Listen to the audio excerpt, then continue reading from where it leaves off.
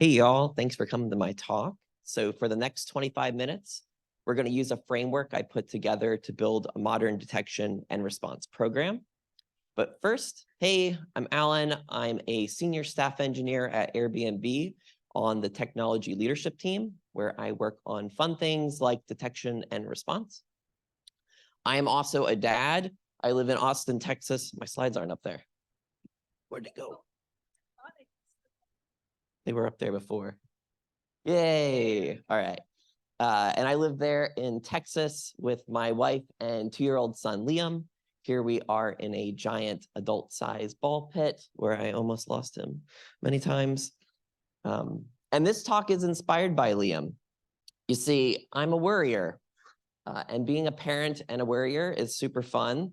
I remember when Liam was just a few hours old, barely a little lump, and he was sleeping in the little hospital cot next to him. I was sleeping in the hospital cot next to him. He's in the little bassinet, and I'm listening to him breathe. When I noticed that his breathing sounds a little different, so I start to worry. And I get up and look at him, and he's purple. And if you've ever seen a newborn child, they're purple, but he's more purple. But I know what to do. I have a plan. I paid attention in my online parenting class I took during COVID. So I flip him over in my hand, and I'm patting him on the back, and he spits up, and he starts crying. But he's breathing again. He's fine. And Liam gifted me something really important that day, and that was perspective on my worrying. And I realized something. Worrying can be a superpower. And there's this research paper called The Surprising Upsides of Worry. And in this paper, they argue that, well, I'll read the quote. Worry illuminates the importance of taking action to prevent an undesirable outcome, and it keeps the situation at the front of one's mind to ensure that appropriate action is taken. And when I read that, I said, hey, that's what I do on Blue Team. Worriers bring a unique skill to detection and response. We're constantly thinking about what could go wrong, but we need to have a plan or we'll keep worrying. And here's where I see a lot of programs fail. When I started my InfoSec career, I started on the red team, where I watched blue teams fail a lot. And when I switched over to blue team, because I thought I could do it so much better, I found that myself and my peers, while we were great at getting the technical work done, we had no strategy.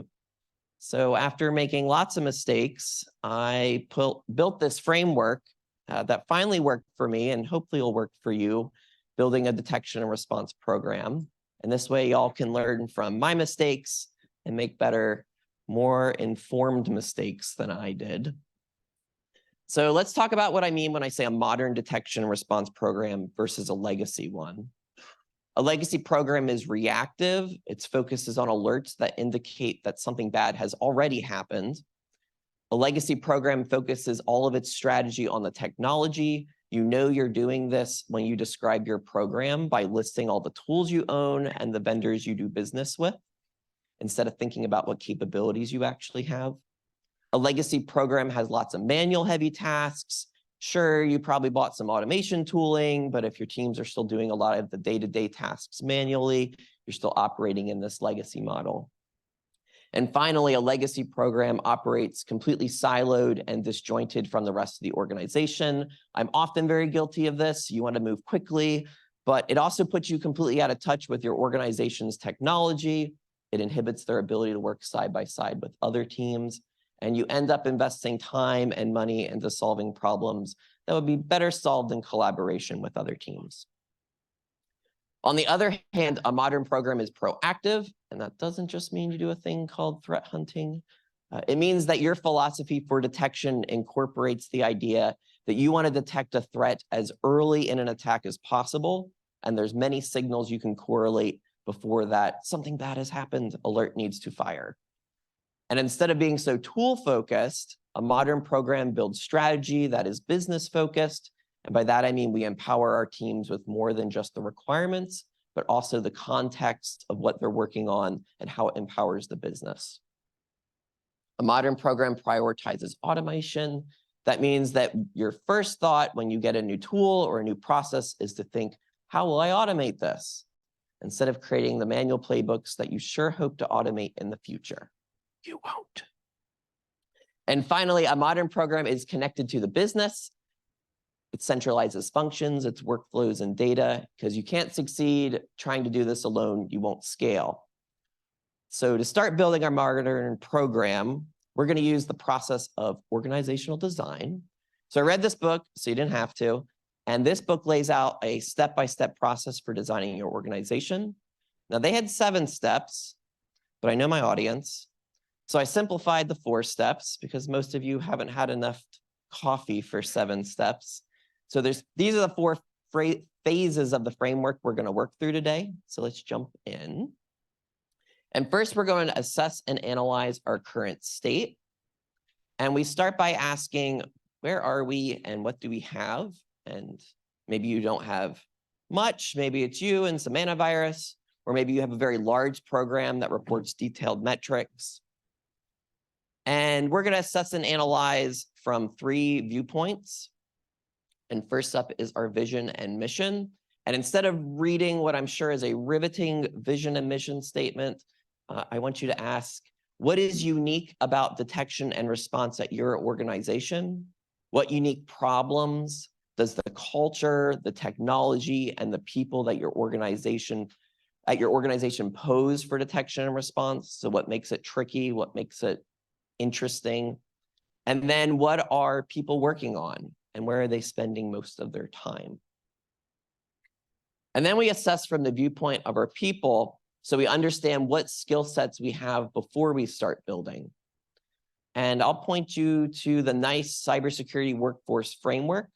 It comes from NIST, and it categorizes and describes different cybersecurity skills. In NICE, there's these things called work roles, and there's a lot of them. There's a lot. But before, I'll make it a little easier. So I group these into general detection and response roles, and I'd expect there's lots of overlap in these, but it's a good starting point without too much customization. And then to assess, I was a senior manager at the time. I created a self-evaluation survey for my team and asked them to rate themselves on each of the various work groups. So for the forensic analyst work group, each member of my team would rate themselves from a small baby amount all the way up to parallel parking during rush hour. And then we use all that data to create a heat map. And that visualizes the experience and skill sets of the team. So now you know how to make process and technology decisions. You know where to prioritize mentorship and where to target training and hiring. Next, we look at our technology. And for these, I'd like you to consider that technical capabilities are not product categories. And what do I mean by that? So you might have a thing called EDR, and I might have a thing called EDR. But depending on the vendor, the tool, the operating systems, our environments, how we're actually using them, our capabilities might be really different. And second, maybe it's just me, I think product categories are confusing. If I asked 5 people in this room what XDR was, I'd probably get 6 different answers. All right, so let's have some fun and design and develop our program. And when I design and develop, I like to think about it like we're telling a story. Because you might leave this room and not remember anything about me except that I had a cute kid. And it's because stories are memorable. Our brains are wired to remember stories. And so having a mission, a vision statement, those are cool things. But when you start to talk about your program like you're telling a story, that's when it can really start to resonate. So with that in mind, let's start designing and developing. And in this phase, we're going to create these 2 deliverables. And first, we're going to ask ourselves, what processes do we need for this program? Because processes tell the story of what we do. And to better enable this storytelling, we're going to build out this view. I have bad news if you're like an engineer and really particular like myself. This won't be an exact diagram. Yeah. This is a visual representation. It's a story. And I'll start from an ideal beginning in my story. So the first process to talk about is threat modeling.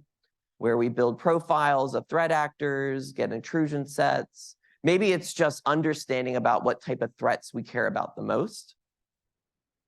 And the story I'm telling here is that our detection and response program should be fueled by threat intel, where that intel, both internal and external, is collected, analyzed, and disseminated throughout our program, whether that's in the form of threat briefings, IOCs, hunt packages. And the story I'm telling here is that I didn't want to reinvent the wheel. We still need the classics: event monitoring, triage, analysis, incident response. And the story I'm telling here is that we're proactive. Our intel, often from incidents, is used for threat hunting, maybe starting with simple automated IOC searching, and then moving into creative data analysis to uncover undetected threats. And the story I'm telling here is that we continuously test and improve our program. I call these things micro-purple tests, and these are tests that simulate threat techniques so we can validate that our detections and responses actually work. You know, you write some code, you write some tests, right? You write some tests. Sure you do.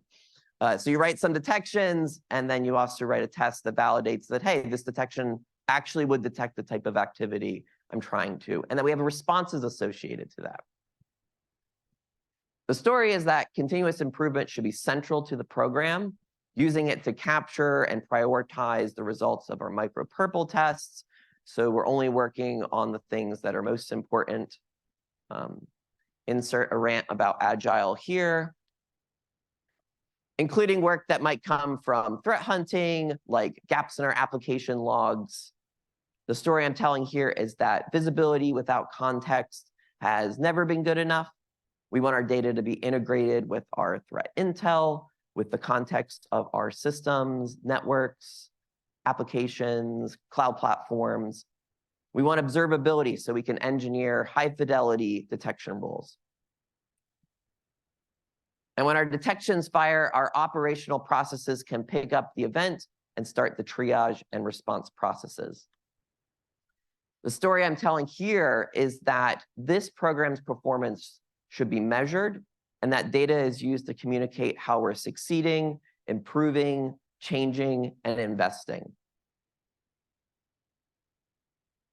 And finally, we circle right back to the beginning, where our incident data flows back into our threat intel collection, so we can continue to inform the program with new threat hunts, threat briefings, and detections. And the great thing about a framework is that your story could be totally different, and I'd love to chat with you about it after. And if we zoom out, we can see that our reporting and metrics can also inform our red teams with new scenarios, our security awareness teams with metrics from phishing events, so we can better educate our users, and our partner security teams that operate and build the controls that hopefully prevent more incidents in the future. Cool, now we've got some processes. Let's build out our architecture. And we started with the process view because I think it's easier to think about what we need to do and then come up with the technical capabilities we need to execute on these. So if we go back to our process view and we focus on threat intel and think about the types of data we'd like to be collecting about threat actors, intrusions, or just raw intel from the app formerly known as Twitter, but also actionable intel like early warning signals, maybe dark web postings related to your organization, threats to your brand and reputation, credentials for sale. And then we have to think about how we're going to collect it, disseminate it, and integrate it across all of our tooling for intel-driven detection. And then if we switch over to our classics, I think about all the automated capabilities and controls that I'll need to do triage and analysis, as well as the ones that I'll need to do response. And then for my more engineering-focused and proactive processes, I think about not just collecting the logs, but normalizing, enriching, aggregating, correlating, and getting true observability out of my logs. Thinking about how I need analytics to detect threat behaviors, malware, and to automate testing of all the MITRE attack techniques in all my different environments. And then you can put all those capabilities together and create your architecture view. And I've organized these into groups that tend to be more closely related. And most of my stories start with this idea of taking all of your threat intel and using it to create intel-driven detection so that our threat behavior analytics, our malware analytics, our micro-purple tests can all be informed by that intel. And then taking all that data and turning it into something our teams can use to engineer detections that generate alerts for our automated analysis, and then trigger our rapid responses across all those various controls. So now you have your long-term architecture view for your modern program, and I'm sure that sounded great. Beautifully drawn processes, driven by technical capabilities, fully staffed team, but what about the lack of a budget, lack of tools, hiring freeze? So let's talk about it. And first, let's talk about making the most of the people that you have, especially thinking about it in the context of being a manager. When I transitioned from being an engineer to a manager, my perspective really changed. I had to take a step back and think about the bigger picture. And that's where the idea of building these different views came from. I'm back in an engineering role today, and I realized that these program viewpoints are important, but almost more important for the people that are working and building these things. They tell people what the most important thing for them to be working on. This is especially important if you have operational teams. It's easy to feel pulled in many different directions. If you're trying to build a new program that has a lot of historical debt, noisy alerts, and manual tasks, two approaches I have found work really well. The first is to declare bankruptcy. You won't solve it yourself. And that probably won't fly with leadership. So option 2 is to temporarily outsource it, time box it, hire a third-party SOC, or throw bodies at the problem. And that way your team can focus on building something that works. And as you're prioritizing those technical capabilities, sometimes the build versus buy argument comes up. And here I've really liked using the buying knowing you'll build approach. So buying solutions, I always say if you can get 65% of the way buying with your capability view in mind, and then as you implement, your team can focus on building those program specifics. Because you'll buy lots of tools, you'll still have to build lots of things. And of course, while you build, you've still got your incidents and operations, and those are always the priority. But especially at the beginning of implementation, push back, let the less critical things fall on the floor. Being really busy gives the appearance that the program is detecting just fine. But as we'll discuss next, changing your reporting can open your leadership's eyes to reality and hopefully get them more on board with this endeavor to shift to a modern program. And just like there was legacy in modern programs, I think some of you probably work at organizations that have quite modern programs, but use legacy methods of evaluating and reporting. And it's preventing you from getting the support and funding you really need to succeed. So when I say legacy, I mean you're still thinking reactive by assuming that time to detect, time to respond, and time to contain is all there is to say about an incident. When I say legacy, it's a report to leadership with the number of events that happened this month in comparison to last month without any context, as if that provided any meaning to anybody. It's when you report on what you're seeing without any context of what you can't see. And overall, legacy reporting doesn't tell the business the value that you and your program bring. All they know is that some bad stuff happened. There were more bad things this month than last month, and you are very busy.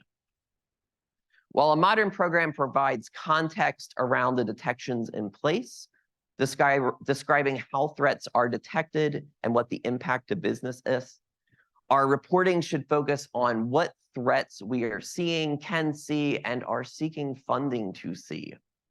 It provides context to the numbers. What are the associated threats? what environments could be impacted, and where is their visibility.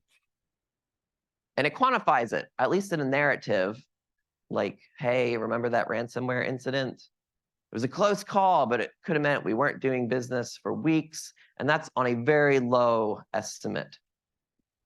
So let's talk about some ways to evaluate and report.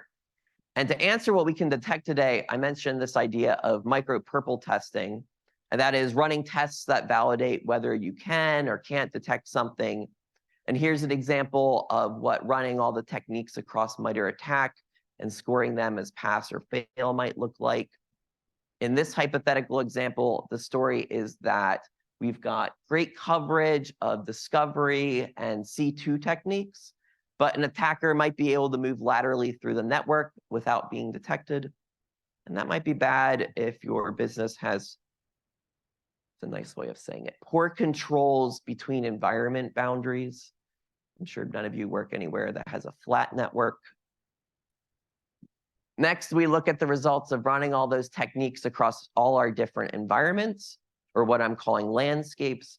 We can get a different view of where tactics might be less likely to be discovered. This is always a little difficult because MITRE has really well written out techniques for endpoint, less great in other areas, so you have to get creative. Here, our story is that this organization has pretty good endpoint coverage, but almost no visibility in their containers, which could be a problem if that's where the business apps run. And then you can sum it all up.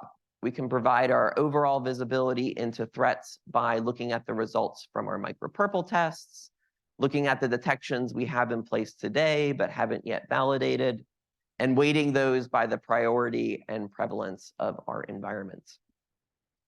These three reports tell leadership what are the different types of threats, which ones can we see and where, and overall how we're doing. And then, of course, you could trend this over time and find where investments and hiring might enable faster delivery.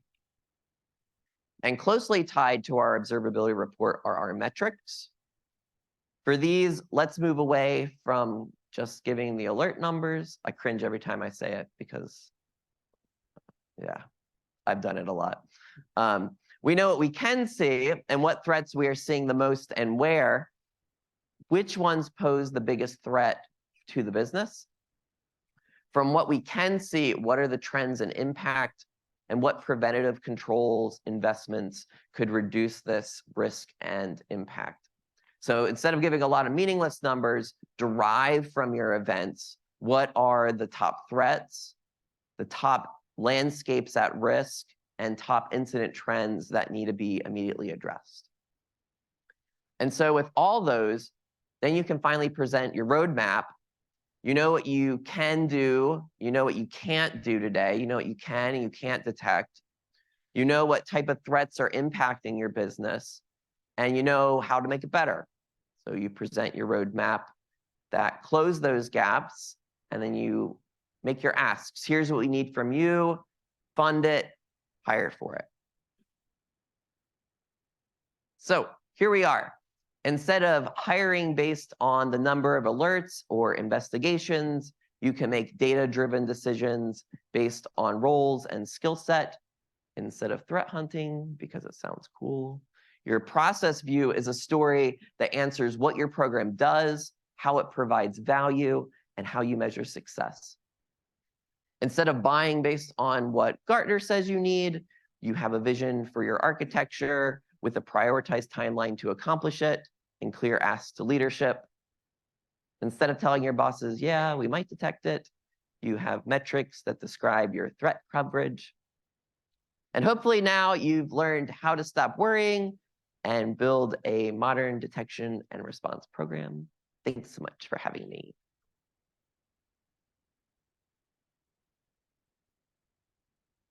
And then real quick, here's my email, and all my social handles are on my website.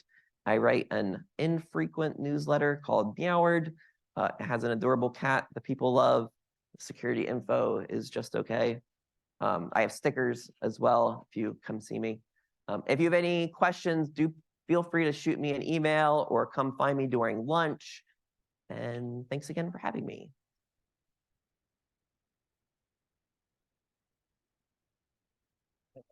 Yeah, we have time for questions. So if anyone has anything.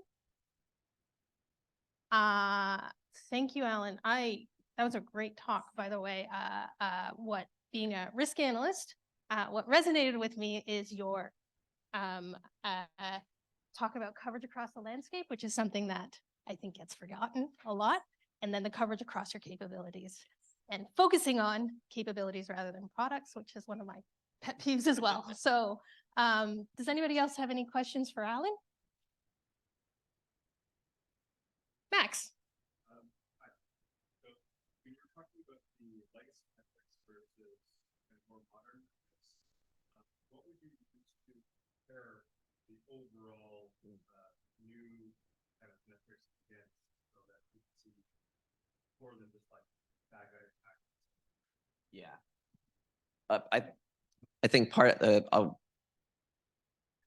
how do you move from the old metrics to these new ones, and how do you pull out that data from the old one? Is that part of the question? Yeah. I think there's also a part question in there, which is like, we've been presenting these metrics for a long time, and now we're going to give you new ones, and that's scary. And that's often why we get stuck presenting the old metrics. I know, because I always inherit old metrics, and I'm like, okay, how do we get these numbers? I really like to do like the last 3 months and dive into that data and be like, here's what we gave you for the last 3 months. Here's some actual information out of it. Do the analysis and figure out what type of threats you're seeing. Highlight the ones especially that are important or interesting to the business. Narratives are also good to pull out of those as well. You can present like really beautiful graphs and slides, but sometimes actually just pulling out some narratives go a lot further. And then usually when you switch to the new metrics, it's always good to like go back in time and like post work those. And that's the hard, awful part, because you do the metrics when they're due at the end of every month or whatever.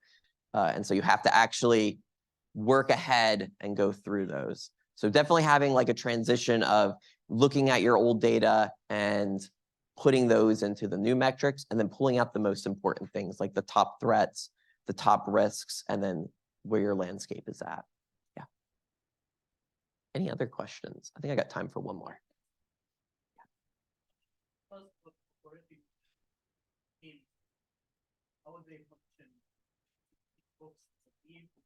Great question. Yeah, so that process view, how do people fit into that? Are they working in each one separately? Are they working across all of them? I've tried a lot of different things in this area. One thing I've learned about people is that they don't like to be siloed. They don't like to just get pigeonholed into doing one thing.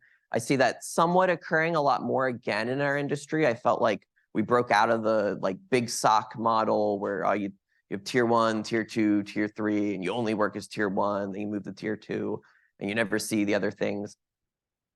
I really like this new idea we're playing around with. We're doing this thing called pods. And so we take some of those like grouping of areas. So threat intel and threat hunting, detection and response, micro-purple testing and automation, and putting people in those pods for a quarter, 3 months, 4 months, 5 months, letting them have some really good time to sink into that area, and then rotating to the next one. I really think that people exposure to all of those processes, even if they're not things that they're like, I'm going to do this only and forever, having their exposure to those areas can make them better at all the other areas. So if you're doing triage and response, and you're like only ever doing triage and response, and you're like, I sure wish those automation guys would build us the automation to do this. When you go over to the automation pod, now you're there, and now you're thinking, I've done triage and response. I know what make my life better, and then rotating around. So yeah, I think I like the idea of pods and people moving throughout, but having enough time there to build some excellence. Cool, I'm out of time. Thanks, y'all.